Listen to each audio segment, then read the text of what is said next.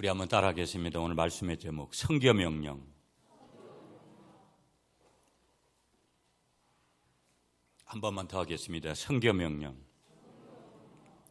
자, 오늘이 어떤 날이냐?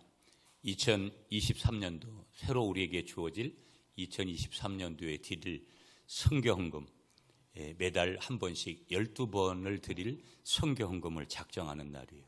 대부분 우리 교인들은 다 이 흐름을 알고 계시고, 저희 교회 등록하신 지 얼마 안 되신 분들은 이제 오늘 말씀을 들으면서 우리가 함께 동참하셨으면 좋겠습니다. 최근에 여러분, 우리가 살아가는 21세기를 영성시대라고 그렇게 정의들을 하는에도 불구하고, 그렇기 때문에 그런지 몰라도 번지수를 좀 잘못 찾는 것은 있어도 이 세계 여러 종교 중에서 가장 빠르게 성장을 보이는 종교 중에 하나가 뭐냐면 이슬람입니다. 우리나라는 이제 뭐 기독교 아니면 대부분이 또 불교 신자들이 많다고, 뭐 불교 신자들이 훨씬 더 많죠. 뿌리 내린 건 역사가 오래니까. 그런데 여러분, 이슬람이 우리 한국에도 우리 구미에도 어떤 그 지경을 넓히고 있다라는 거. 이슬람이 굉장히 어떤 위험 요소들 여러 가지 가지고 있는 부분들이 참 많이 있습니다. 그들은, 우리는 저출산 국가에 예수 믿는 사람들도 우리가 출산을 안 하려고 하고 결혼을 안 하려고 하는 것이되, 그들은 엄청나게 자녀들을 많이 낳습니다. 그래서 이슬람이 점점 자녀 많이 낳아서 그렇게 이슬람이 확장하는 그런 부분도 있지만, 아주 엄청나게 그들은 자금력을 동원을 하고 여러 가지를 통해서 그렇게 접근해 오고 있다. 미국과 유럽, 영국 등에서 기독교인들의 숫자는 점점 장로교인이든 뭐 오순절 교인이든 감리교인이든, 그래서 항상 교단지에서 내는 내용들을 보면 우리 교단이 이제 몇 년 전에 비해서 뭐 10만 명이 줄었다, 5만 명이 줄었다, 이런 기사들이 오늘 대부분을 차지하고 있습니다. 그런데 좀 전에 말씀드렸던 이슬람은 점점 그 숫자를 더하고 있다라는 거. 우리나라의 제일 종교가 어느 종교일까? 그것이 허수이냐 아니냐를 논하기 전에 불교다, 그렇게 정의를 하고 있는 것을 이제 어느 데이터를 통해서 이제 보게 됐어요. 한국 사회를 보게 되어지면 70년대, 80년대 눈부시게 90년대까지도 교회를 개척하면 대부분 교회 개척하는 것이 됐다, 그렇게 생각되어졌습니다. 밀레니엄 시대, 새로운 천년, 그 2000년대를 우리가 진입하면서 교회는, 기존의 교회도, 그리고 우리는 지금 어느 시국을 지나냐면 코로나 시국을 지나는데, 이 코로나의 시국을 지나면서, 물론 지난 주간에 제가 들었던 어떤 교회는 서울에 1000명이 등록, 세 가족이 1000명이 등록했다, 이런 교회도 있더라고요. 그러나 그건 아주 예외적인 교회고, 대부분의 교회들은 다 마이너스 쪽으로 돌아서 있는 것을 보게 되어집니다. 한국이 이제 뭐 내년은 굉장한 이제 경제적인 위기가 올 것이다, 그런 전망들을 해요. IMF를 경험했던 우리는 물론 뭐 그런 시대가 오면 참 삶이 피폐해지고 어려워질 수 있지만, 또 그런 시간은 또 지나간다라는 것을 우리가 또 알아요. 물론 그렇게 낮아진 그런 어려운 상황으로 계속 갈 수도 있겠지만, 그러나 이제 우리나라는 상당한 그런 그 위치에 있는 나라로 아마 3만 달러 이상 국민소득이 되어지는 그런 나라가 되어졌습니다. 하나님의 귀한 복을 받은 나라죠.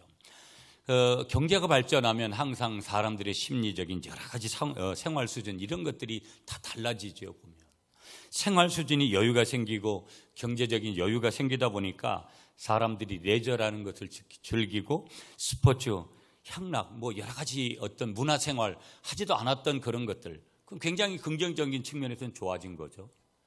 우리가 이 시대에 태어나서 이 시대를 누리도록 하신 것은 우리에게 준 하나님의 선물이고 아주 특별한 것이다, 그렇게 생각되어지는데, 그러면서 좋지 않은 부작용들도 있죠. 보면 아주, 제가 늘 말씀드리지만 이 포스트 모더니즘 시대의 단점이 아주 개인적이고 이기적이고 자기중심적인 부분이 어려움인데, 자신의 부를 자랑하면서 그 자신의 부를 활용해가면서 자기만을 위해서 즐기면서 살려는 그런 욕망 때문에 사람들이 교회와 점점 멀어져 가고 있다라는 이 사실 앞에도 우리가 서 있다라는 거. 교회의 인기가, 여러분 이런 표현을 쓰기가 좀 그랬지만 제가 설교를 준비하면서 그래도 그냥 있는 그대로 그렇게 표현해 보려고 했어요. 교회의 인기가 미끄러지고 있다. 우리가 주님 앞에서 이런 표현을 쓰는 게 맞는가 생각할 때는 제가 그런 측면에서 쓰려고 하는 것이 아니라 오늘의 심각성을 조금 더 부각시키기 위해서 제가 이런 표현을 뒀어요. 교회 인기가 미끄러지고 있다. 누구 때문일까 과연? 교회 성장을 연구하는 많은 목사님들이 계시죠, 보면은. 예. 그중에 우리가 항상 해외에서 보았던 플러신학교에 계셨던 피터 와그너나 이런 분들 많이 우리가 이제 들어왔던, 그리고 그분들의 책들을 읽고 또 뭐 국내에도 많은 분들이 있는데요. 지금은 교회를 개척하는 시대는 끝났다. 많은 분들이 그런 얘기를 하죠. 여전히 우리 노예도 교회를 개척하고 만학도들이 많다 보니까 나이 드신 분들 기존에 교회에서 청빙 잘 안 하고 그러니까 별 수 없이 어쩔 수 없이 교회를 개척하는 분들도 꽤 있는 것 같아요. 물론 그 요인 때문에만 개척을 하는 건 아니죠. 하나님께서 부르셔서 그렇게 하시는 경우들이 대부분인데 여러 가지 이제 케이스들이 있게 되어지는 거예요. 뭐 저희 교회가 2003년도에 개척을 했어요. 내년 6월이면 만 20년이 돼요. 하나님 은혜 가운데 여기 있지만 여러 가지 이제 교회를 개척한다라는 것이 매우 어렵구나. 어찌 보면 1990년대에는 대부분 땅을 사고 교회가 거기에다가 교회를 짓고 뭐 여러 가지 지하교회도 됐어요. 지하에서 하든 지상에든 상가에서 하든 교회를 개척하면 대부분 이제 교회가 어느 정도까지는 이제 성장을 하게 되는 것을 보게 되어졌는데 지금의 상황은 어떤 것이냐면 어떤 경우에도 교인들이 지하교회는 지하로는 안 내려가고 싶은 그런 생각들을 가지는 게 대부분이라고 그렇게 데이터에서 말씀하고 있는 것을 보게 되어지고요. 개척교회 가서 개척교회를 섬긴다라는 것이 굉장한 부담감을 느끼고 그렇게 그런 곳에서 신앙생활하기를 굉장히 싫어하고 교회가 안정되고 여유가 있고 건물이 크고 사람들이 많이 모이고 여러 가지 교육과 활동을 할 수 있는 교회를 선호하게 되었다. 그러한 조건에서 불리한 개척교회는 잘 모여지지 않는 그런 것. 물론 이것이 인간적인 분석일 수 있습니다. 하나님 안에서는 능치 못함이 없는데 그런 조건이 어디 있겠어요. 그럼에도 불구하고 교회도 사람이 모여지는 곳이다 보니까 사람의 심리 속에 사람의 조건 속에 이런 부분들이 있더라는 것. 좀 전에 아까 말씀드렸지만 저희 교회가 벌써 개척된 지 2003년 6월 6일 날 현충일 날 저희 가족이 시작을 해서 내년 6월 6일이면 만 정확하게 20년이 됩니다. 여기까지 하나님이 하셨고 또 앞으로도 하나님 분명히 저는 이 좀 전에 제가 말씀드린 이런 악조건에 어떤 요소들이 있어도 반드시 하나님의 교회는 하나님께서 책임지실 것이라는 분명한 믿음이 있고요. 또 우리 구미 갈릴리 교회를 여기까지 인도하신 하나님이 우리 교회를 분명히 하나님 손에 올려드릴 때, 더 크게 올려드릴 때 하나님께서 반드시 우리 구미 갈릴리 교회에서 이루실 놀라운 일들이 있다라는 것을 분명하게 저는 믿습니다. 그래서 모든 것이 감사한 것이고요. 그런데 이제 제가 개척을 하면서 5가지의 사명을 분명하게 하면서 오늘까지 왔습니다. 십자가를 자랑하는 교회, 영혼을 구원하고 치유하는 교회, 선교의 명령에 순종하는 교회, 지역사회에 헌신하는 교회, 평신도를 깨우고 양육하는 교회. 그건 제 머리에 있고 가슴에 있습니다. 그러면 지금까지 얼마나 이뤘느냐? 퍼센테이지로 보면 50%도 못 이루는 것도 있습니다. 그것마저도 하나님 앞에 이루실 것이다. 물론 저는 1세대 목사인데 우리 교회에서 다음 2세대, 3세대를 이끌 다음 후계자들이 우리 구미 갈릴리 교회 그러한 슬로건에 대해서, 목표에 대해서, 비전에 대해서, 방향에 대해서 같이 이뤄갈 것이다. 저는 그렇게 믿고요. 제 대에 꼭 모든 걸 100%라는 수치에 도달해야 된다는 그런 생각은 가지고 있지를 않습니다. 제가 최선을 다하면서 바톤 터치하는 그날까지 최선을 다해 갈 것이다. 그럼에도 불구하고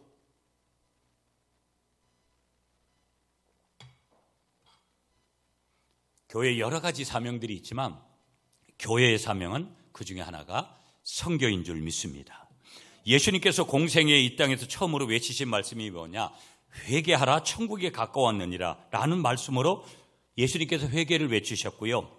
천국의 복음을 전파하셨습니다. 그리고 십자가를 지시기 전까지 천국의 복음을 전파하시면서 부활하신 40일 후에 감람산에서 승천하시면서 제자들에게 마지막으로 명령하시고 말씀하신 내용이 뭐냐? 가서 모든 족속으로 제자를 삼고 세상 끝날까지 복음의 증인이 되며 복음을 전파하라. 그렇게 말씀하셨습니다. 이걸 조금 더 다른 표현으로 해봤어요. 제가 설교 준비하면서 모든 무릎을 예수님 앞에 꿇게 하라. 우리 한번 따라하겠습니다. 모든 무릎을 예수님 앞에 꿇게 하라. 믿으세요, 여러분? 그게 누구에게 주어진 사명입니까? 지난주에 한 명씩 모시라고 그래도 말을 안 듣잖아요. 제가 오늘 딱 어떤 마음이 든 줄 아세요? 제가 오늘도 평상시에 교회를 안 나오는 분들이 안 왔어요. 제가 전화하고 이렇게 하고 그러면 제가 이런 생각이 강단에서 딱 들었어요. 셀리더나 중직자들은 전혀 한 주간 동안 그 사람들한테 관심도 안 보였고 아마 제가 볼 때는 전화나 다른 것도 안 했을 것이다. 이거 제게 준 하나님의 마음이에요. 그러니 한 사람 손을 잡고 온다? 그 일은 여러분들한테 그런 일은 일어나지도 않을 거다. 왜? 자신이 움직이지도 않는데. 제가 좀 전에도 말씀드렸죠. 이 코로나 중에 1000명이 넘는 새가족이 등록한 교회도 있다고. 그 교회는 어떻게 그렇게 됐을까요? 하나님이 그냥 하늘에서 사람을 떨어뜨려 줬을까요? 그런 일은 복음이 아니에요. 복음은 항상 사람을 통해서 일하십니다. 믿습니까? 이 교회도 여러분들이 안 하면 물론 하나님의 특별한 계획이 있으면 다른 사람 보내서 하시겠죠. 그러나 제가 늘 말씀드리지만 여러분의 초점이 어디에 있는지 보시라는 거예요. 제가 이 교회를 담임하고 있는 위임 목사로서 적어도 보는 여러분들은 그런 움직임들이 매우 미약해요. 그게 무슨 얘기일까요? 단지 선교에 지금 초점을 맞춰라.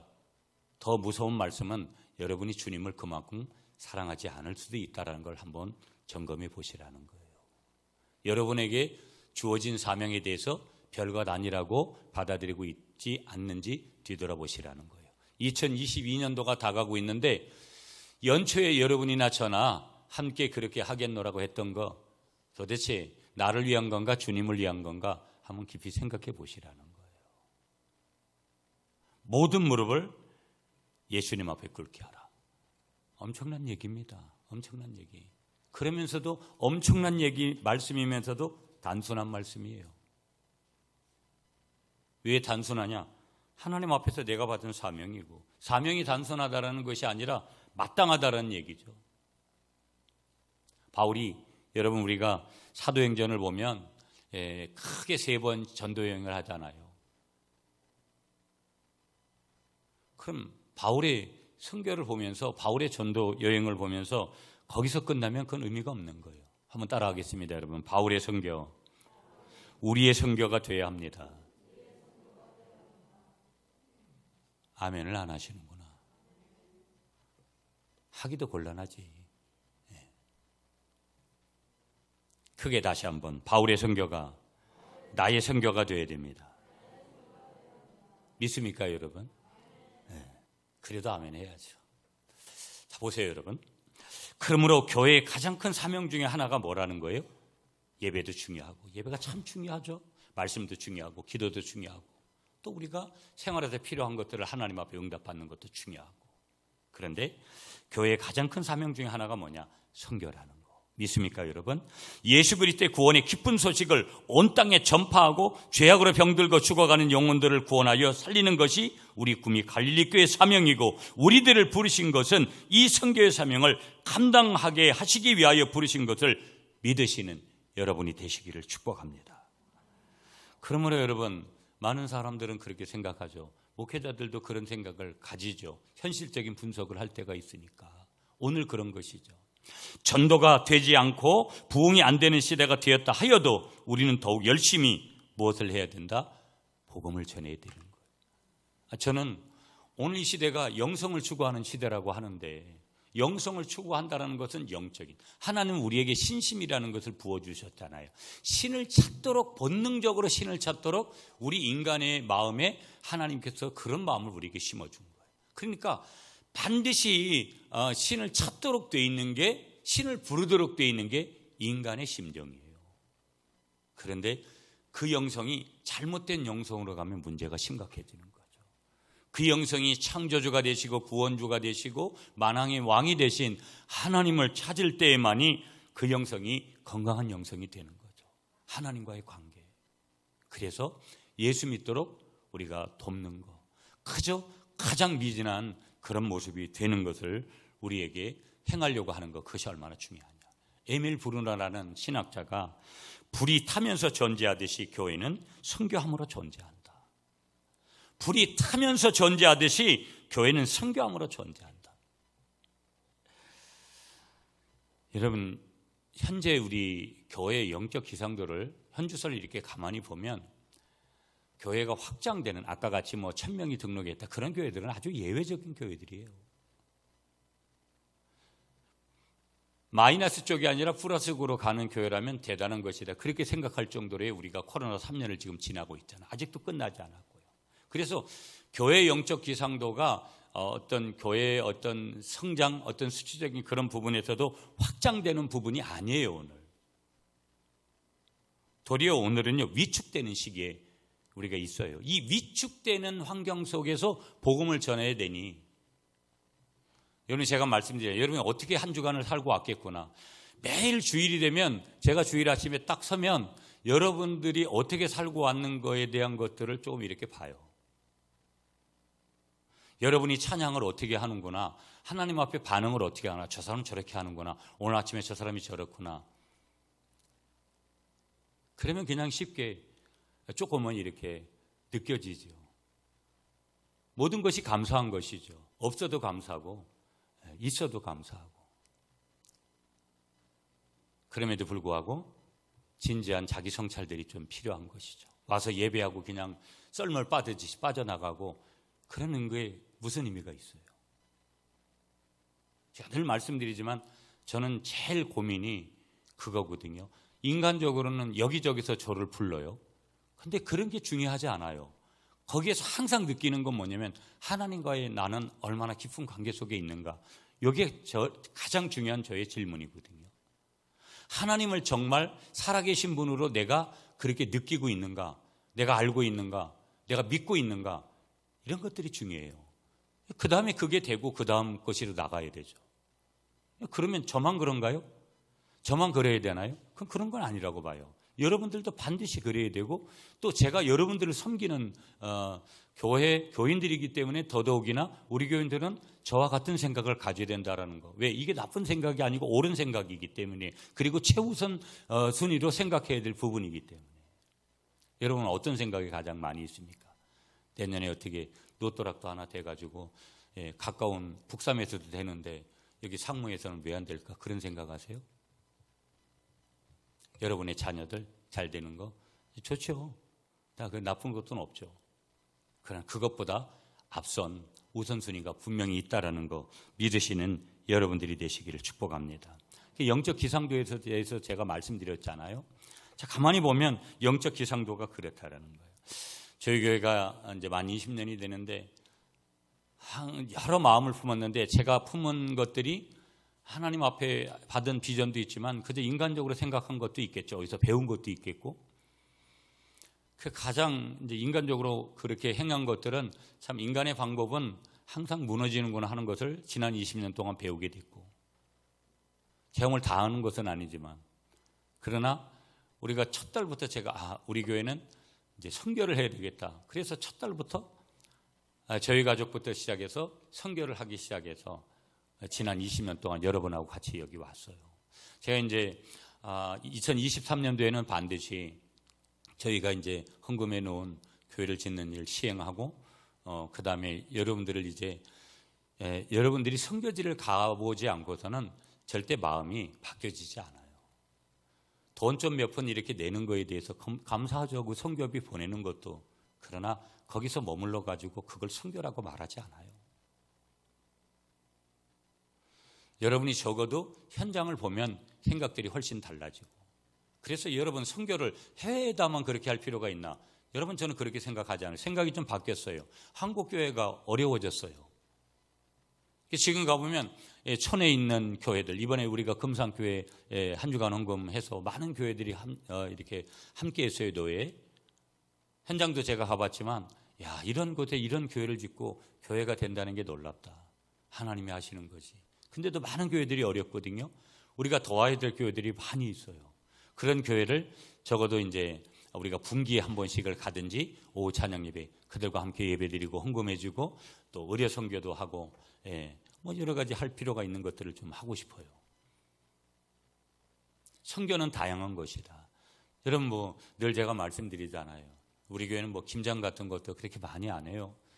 좀 많은 부분들에서 어려운 사람들하고 그 별거 아닐지라도 그런 것들을 나누는 것 다 선교 아니겠어요? 꼭 그것만 뭐 구제라는 단어를 굳이 어려운 사람 돕는 것 같이 그렇게 착각을 해서 우리가 부자인 양 착각하는 그런 모습들 별로 좋지 않아요. 근데 어떤 의미에서는 크게 말하면 선교다는 거. 제가 볼 땐 여러분들이 그런 것에 물질을 쓰려고 하지 않고 시간을 쓰려고 하지 않아요. 제가 가만히 이렇게 보면. 이유가 뭔지 아세요? 경제가 어려워졌다는 걸 자기 스스로가 체감하고 위축되는 거예요. 제가 지금까지 교회를 쭉 오면서 느끼는 게 부자도 헌금을 많이 할 때도 있어요. 그런데 어려운 분들이 교육자 잘 섬기고 어려운 분들이 교회를 잘 섬기는 교회가 대부분이었어요. 내가 형편이 나오면 뭘 하겠다. 그런 사람은 하지 않아요. 우리 교회 빚은 어떤 청년이 다 갚겠다고 하는데 우리 교회를 떠나서 나오지도 않고 있어요.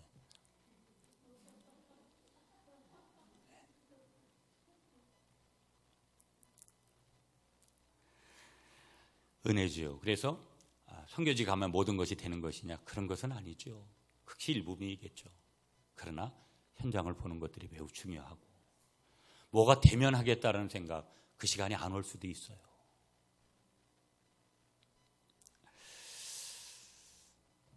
우리 구미 갈릴리 교회는 선교하는 교회가 되어야 될 줄 믿습니다. 또한 우리 구미 갈릴리 교회에 소속된 모든 성도는 믿음으로 예수 그리스도의 구원의 기쁜 소식을 전하는 전도자가 되어야 될 줄 믿습니다. 여러분, 몸을 들이지 않는 건 죄예요. 제가 이렇게 보면 여러분 중에서도 이쪽에서 이쪽으로 갈 분이 몇 분이 있거든요. 이쪽에서 이쪽으로 저 가운을 입고 앉아야 될 분이 있다고요. 하나님 앞에 물어보세요. 여러분 중에. 주님, 접니까? 하고 물어보시라니까요. 제 왜 이 얘기를 하는 줄 아세요? 몸을 들이지 않는다. 매일 와가지고 여기 교회 와가지고 예배나 그냥 예배 보러 오는 거예요. 그분은. 예배를 드리러 오는 분이 아니라 예배를 보러 오는 분 되지 마세요. 예배를 바쳐야 돼요. 드리는 거예요. 믿습니까? 먼저 자기 몸을 바쳐야죠. 몸을 바치는데 난 그냥 예배에만 그것도 감사하지만 여러분 다른 교우들을 위해서 교회를 위해서 몸을 봉사로 바치는 거 얼마나 특별한 건지 몰라요. 여러분 중에 주일날 교회 봉사 하나도 안 하는 분 회개하세요. 회개하시라고요. 물론 이 중에는 몸이 아프신 분도 계시고 그럴 때는 우리가 먼저 해야 될 일이 있으니까 몸을 바치는 게 그렇게 중요해요. 몸을 바치지 않는 거 죄예요. 여러분 여기 우리 가족들 중에서도 아픈 분들도 계시고 수술도 하시고 지금 그렇지만 내가 몸을 드리고 싶어도 여러분 저도 체력이 굉장히 많이 떨어져 있거든요. 몸을 드리고 싶어도 어떤 때는 드릴 수가 없잖아요. 마음은 온이로되 몸이 안 따라가요. 건강할 때 몸을 들이시기를 축복합니다.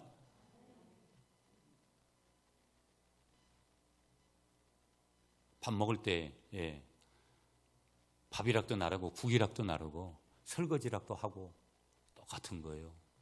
교회 일은 시간을 들이지 않는 거 죄예요. 너무 바쁘다라는 분주병 좋은 거 하나도 없습니다. 여러분. 어느 날 그러다가 주님이 부르시면 끝이라면 그 무슨 의미가 있어요? 세 번째, 물질을 들이지 않는 것도 죄예요. 여러분의 물질이 가장 먼저 하나님 앞에 올려지시기를 축복합니다. 선교도 여러분 상당한 부분이 물질이에요. 사실은 사람을 움직이는데 요즘 물질 없이 되는 게 뭐 있겠어요. 자, 오늘 우리에게 주시는 선교 명령 첫 번째 18절 말씀이에요. 우리 18절 여러분이 한번 읽어주세요. 시작.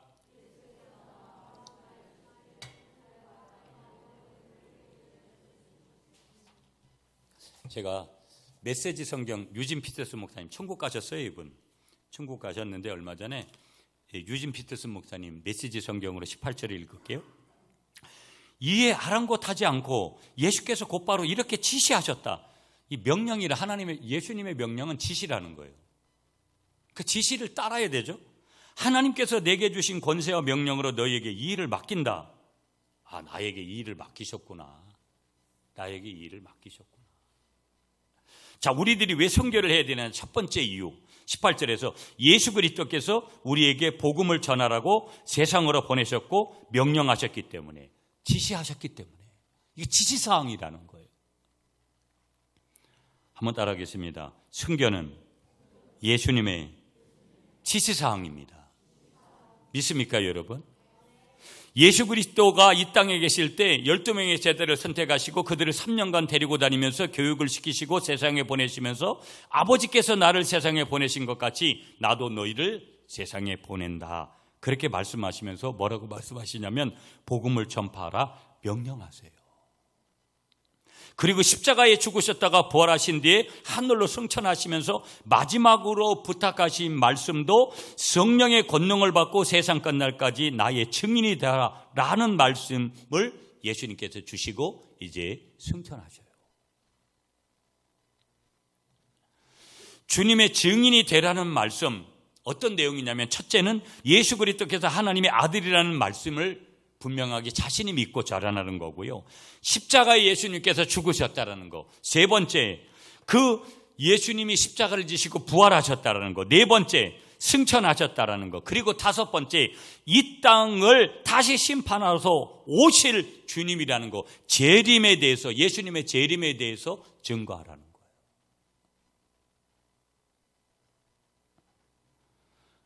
우리는 어떻게 하느냐? 이 사명을 예수 그리스도께로부터 받았기 때문에 복음을, 선교를 이루어 가야 될 줄 믿습니다. 자, 여러분, 초대교회로 조금 여러분을 안내하면 초대교회의 사도들이나 성도들의 가장 큰 사명은 뭐예요? 복음을 전하는 일이었어요. 여러분, 오늘 저와 여러분들이 가장 이렇게 우선시하는 게 뭘까요? 저는 앞으로도 어떻게 하나님이 인도해 가실지 모르지만 제가 부흥회를 다니는 거, 제가 이번에 4일 동안 부흥회를 하고 와서도 제가 몸을 좀 많이 쓰고 조금 그래서 여러 가지 제가 받는 후유증도 있어요. 그것마저도 하나님 앞에서 제가 이제 감당해요.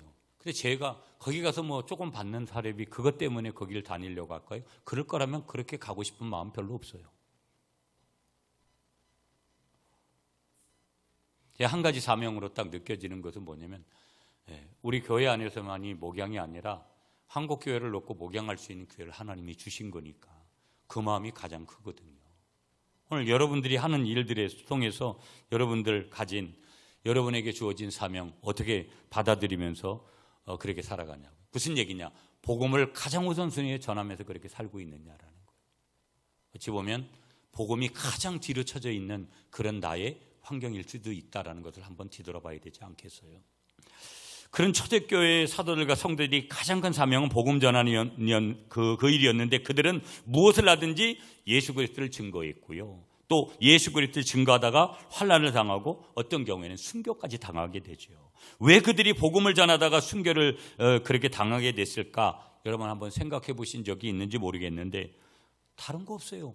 예수 그리스도의 명령. 오늘로 말하면 우리 유진 피터슨 목사님의 메시지 성경을 해석한 그대로 말씀드리면 예수 그리스도의 지시를 따르기 위해서 그런 거예요. 다른 거 없어요. 이렇게 우리가 가만히 보면 주님의 귀한 사명을 받고 우리나라의 복음을 전하다가 순교한 그런 선교사들이 참으로 많이 있죠. 여러분 서해안에 가면, 서천이나 이런 데 가면 감리교가 오늘 있게 한 아펜젤로 선교사님 기념관도 있고 그런데 아펜젤로 선교사님이 여러분 복음을 전하러 가다가 배가 파손돼서 거기서 물에 빠져서 한마디로 말하면 쉽게 표현하면 물에 빠져서 순교를 하거든요. 아니 하나님이 살아계신 하나님이 그래. 복음 그렇게 전하러 가는 그런 목사님을 물에 빠져서 죽여요. 여러분 머리로 생각하면 그건 그런 하나님을 믿으면 안 돼. 저도 모교회가 감리교지만 한국교회 감리교가 대단합니다. 제가 이렇게 현장들을 가보면서 제가 총회 부흥전에 일을 하면서 감리교회를 많이 돌아볼 수 있는 기회도 있었어요. 제가 초등학교 6학년 때 갔던 그 금난교회, 얼마 전에 천국 가신 김홍도 목사님 교회, 그 당시에 어마무시한, 여러분 제가 건물을 자랑하고 싶어서 이런 말씀 드리는 거 아니에요. 그럼에도 불구하고 어떤 때는 그 모일 수 있는 게 은혜잖아요. 지금도 있지 않아요. 제가 낙도에 있는 섬에 있는 교회 어린이였기 때문에 그 서울에 금난교회하고 자매교회를 맺어가지고 그 권사님 집에 가서 며칠을 자고 서울 투어를 했던,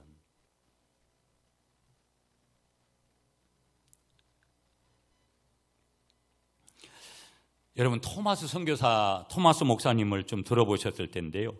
이분이 중국 선교를 했던 분이에요. 그래서 미국 선교사로 조선 땅에 복음을 전해야 되는 생각으로 기도했는데, 그 당시에는 대원군이 세국 정책을 했던 그런 때예요. 외국인이 조선 땅에 들어올 수가 없는 때였어요. 마침 미국의 상선, 여러분이 들어보셨던 제너럴 셔먼호가 조선에 들어온다는 소식을 듣고 한문으로 된 성경을 가지고 배를 타고 조선 땅에 들어왔어요. 그런데 이 원래는 셔먼호가, 이 제너럴 셔먼호가 이 한강을 타고 서울로 들어오려고 했는데 길을 잘못 들어가지고 대동강을 타고 평양으로 들어갔고, 우리나라 관원들이 들어오지 말라는 명령을 무시했다가 관원의 공격으로 셔먼호가 불에 타게 됩니다.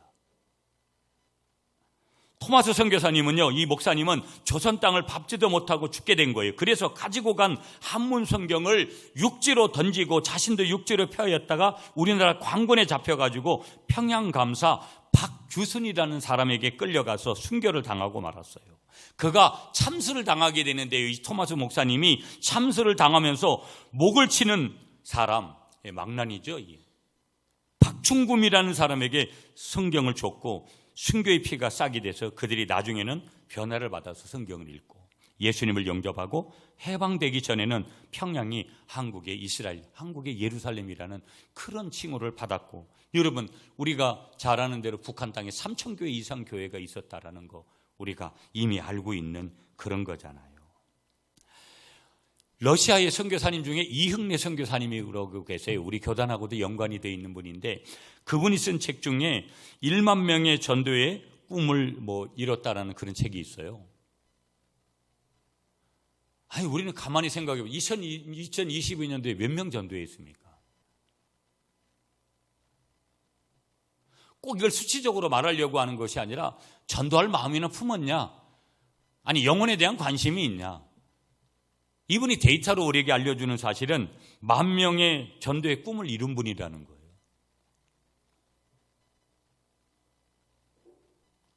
교회가 이런 분이, 우리 교단의 대표적인 교회가 주한장로교회잖아요. 거기 이제 몇만 명씩, 몇십만 명씩 전도한 권사님들이 여러 명 있으니까 목사가 이런 교인 한 사람을 만나도 교회 성장이라는 것에 대해서는 별로 크게 어려움을 못 느끼겠죠. 이런 분이 교인 중에 한 사람으로, 그분이 새 가족이 됐든 누가 됐든 이런 분이 한 사람이 있다면 그 교회 성장에 크게 문제될 것은 없겠죠.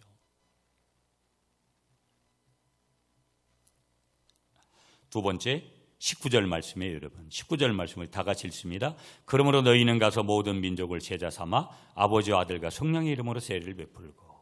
자, 왜 우리가 선교를 해야 되느냐? 두 번째 이유가 뭐냐? 한 영혼이 천하보다 귀함으로 그 영혼을 구원하기 위해서 복음을 전해야 되는 것이다. 그게 19절을 통해서 하는 말씀이에요. 여러분, 19절에서 가라고 말씀하시는 거예요. 무슨 말씀이냐? 우리도 오늘 여기 전도를 몇 명에서 왔느냐? 그것도 중요할 수 있겠죠. 더 중요한 건 뭐예요? 내가 복음을 전했냐? 가라는 거예요. 갔냐? 내가 갔냐? 이게 중요하다라는 거예요. 가서 그 다음에 제자를 삼아 세례를 주고 20절에 가르쳐 지키게 하라. 여러분, 여기서 본동사는 제자를 삼는 거예요. 제자를 삼기 위해서 가고, 제자를 삼기 위해서 세례 주고, 제자를 삼기 위해서 가르쳐 지키게 하라고 가르치는 건데, 이 제자를 삼는 것이 본동사고, 다른 동사들, 가고 세례 주고 가르쳐 지키게 하는 동사들은 다 부가적인 동사예요. 부가적인 동사가 중요하지 않다라는 것이 아니라 더 중요한 것은 제자를 삼는 거예요. 누구의 제자입니까? 예수님의 제자를 삼는 거예요.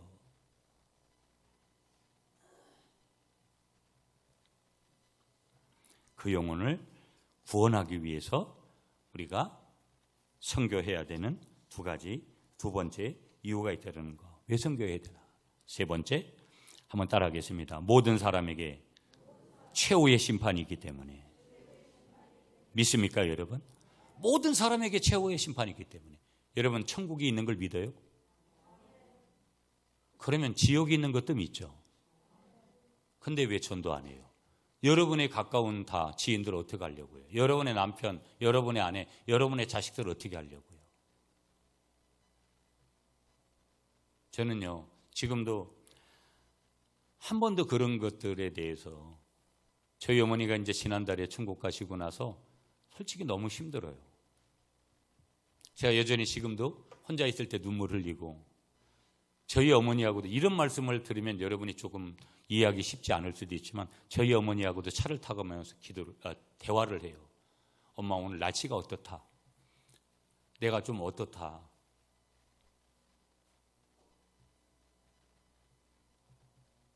왜 조금 더 있다 가지, 왜 이렇게 빨리 갔냐?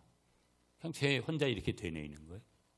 근데 여러분, 저에게 감격은 뭔 줄 아세요? 그분이 지금 천국에 계신 거예요. 그렇기 때문에 다른 것들을 다 위로받을 수 있는 거예요. 여러분의 가족이 천국이 아닌 지옥의 위치에 가서 지금 있다고 생각해 보세요.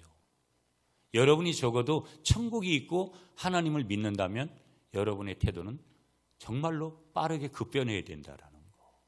왜? 모든 사람에게 최후의 심판이기 때문에 복음을 전해야 된다라는 것이죠. 마태복음 25장에서 예수님께서는 종들에게 달란트를 맡기고 타국으로 떠났던 주인이 돌아와서 맡겨진 달란트를 가지고 얼마나 충성되게 일하였는가 회개하신다고 하셨으며, 목자가 양과 염소를 구별하듯이 예수 그리스도를 믿는 자와 불신자를 심판하신다고 그렇게 말씀하셨어요. 마태복음 3장 12절에서는요, 손에 키를 들고 타작마당을 정하사 알고 곧 모아 곳간에 들이고 죽정이는 꺼지지 않는 불에 태우신다고 말씀하셨어요. 히브리서 5장 27절에서는요, 한 번 죽는 것은 사람에게 정한 것이요 그 후에는 심판이 있을 것이다 분명히 말씀하셨어요. 요한복음 5장 25절 이하에 보면은요, 하나님께서 그 아들에게 심판의 권세를 주셨는데 마지막 날에는 무덤 속에 있는 자들도 예수 그리스도의 음성을 듣고 영생의 부활과 심판의 부활로 나오게 될 것이다. 요한계시록 20장 20절에서는요, 모든 사람이 보좌 앞에서 심판을 받는데 생명책에 이름이 기록된 사람은 영생을 얻고 행위책에 이름이 기록된 사람은 심판을 받게 된다고 그렇게 말씀하세요. 어떤 분들도 많이 얘기하더라고요. 예수님 재림이 가까웠다고. 그건 뭐 주님만 아는데 그렇게 뭘 자꾸 외치는지 모르겠어요. 그게 중요한 게 아니라 더 중요한 것은 우리들에게 있어서는 그 재림 주러 오실 예수님을 맞을 준비를 우리가 지금 어떻게 하고 있느냐가 중요한 거예요. 여러분, 저는 적어도 2023년부터 좀 더 교회에 집중해서 목회를 해볼까 해요. 저 혼자 목회할 수 있는 건 아니잖아요. 여러분이 참 소중한 분들이거든요. 여러분 한 분 한 분이. 여러분은 오늘 말씀을 들으면서 어떤 생각을 가져야 되겠나? 이 선교의 명령 앞에서 우리는 어떤 자세여야 될까? 마지막으로 선교하는 자에게 주시는 축복 간단하게 언급하고 말씀 정리할게요. 첫 번째, 상급. 한번 따라하겠습니다. 하나님의 영광을 입게 됩니다.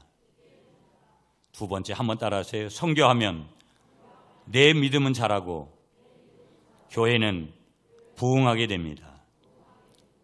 믿습니까?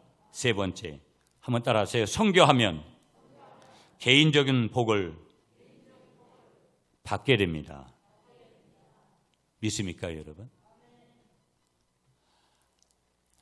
오늘 이제 선교연금을 작정할 거예요. 여러분들 항상 부탁드리는 것은 경제가 어려워서, 생활이 어려워서 하는 것보다는 항상 여러분이 조금 더 할 수 있도록 그런 마음들을 좀 가졌으면 좋겠고요.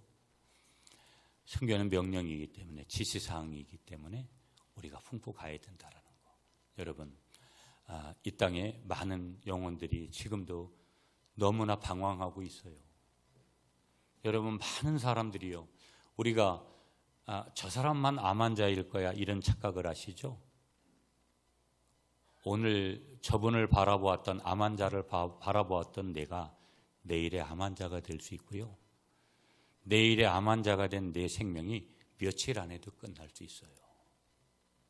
시간이 그렇게 많이 있다라고 엉뚱한 착각을 하면 곤란해요. 100세 시대라고 그런 허황된 것에 매료되면 곤란해요. 하루하루를 진지하게 살아가는데 그 진지함 삶에는 반드시 하나님의 지시사항과 명령에 순종하는 삶이 중요하다는 것을 다시 한번 기억하며 달려가시는 여러분이 되시기를 축복합니다.